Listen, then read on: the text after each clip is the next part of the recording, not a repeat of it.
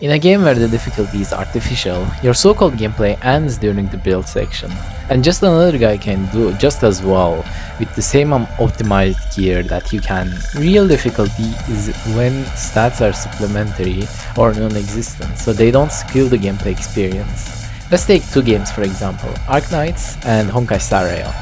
Are there guides for both of them? Yeah, there are. But are they the same type of guides? Well, that's obviously not the case, as the characters or operators, as they are called in Arknights, could be reviewed but not build guided. Or even if they are, it's so minimal that it will probably not matter all that much. In Arknights, for people that have played the game enough anyway, beating a stage is more than just having the optimal team, since gameplay decisions matter a lot. This can be seen from niche knights, where you use operators from specific factions or classes, or lower level operator clears that the gameplay of Arknights actually forces you to be good and knowledgeable about the gameplay if you want to be successful without any guides. Moving on to Star Rail, you have to be good at discerning which stats are the best, rather than being necessarily good at the gameplay itself. Take two players, A and B for example. A plays Arknights with a suboptimal team of low-end operators, which can't be leveled as high as the higher rarity, and B plays Honkai Star Rail with suboptimal team of underbuilt characters. In this case, overcoming a difficult gameplay mode or stage will be a lot harder and or time consuming for B, since lower level clears of Memory of Chaos 3 stars are near impossible, as they are usually DPS checks for actually built characters, and no matter how good you are at the game, unless you change up the build, raise the relics, you will have a miserable time with clearing it.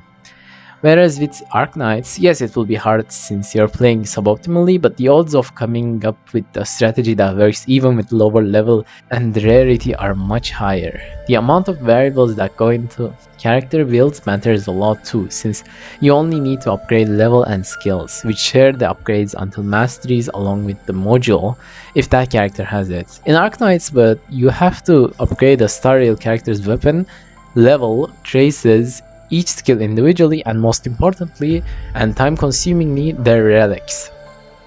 The amount of characters aren't an argument, because even if Star Rail had 1,000 characters, unless the direction of the game's difficulty changed, most, if not all, would still not be functional at lower levels.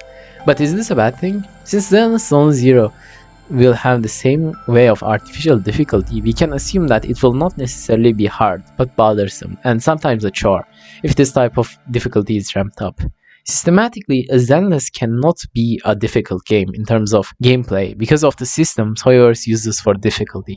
So when discussing gameplay, everyone will be talking about what to use, and those that do talk about how to use will get looked over, since the input won't be needed as much in the majority of the cases, as the player base will be able to clear everything with the advised builds for optimal characters, and there won't be need to talk about why, except it being fun for theory crafters or people interested in combat mechanics.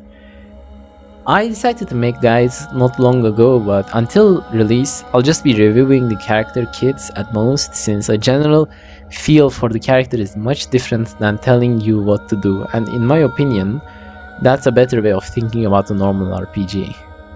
In Zenless it's much less of an option, since it doesn't matter as much.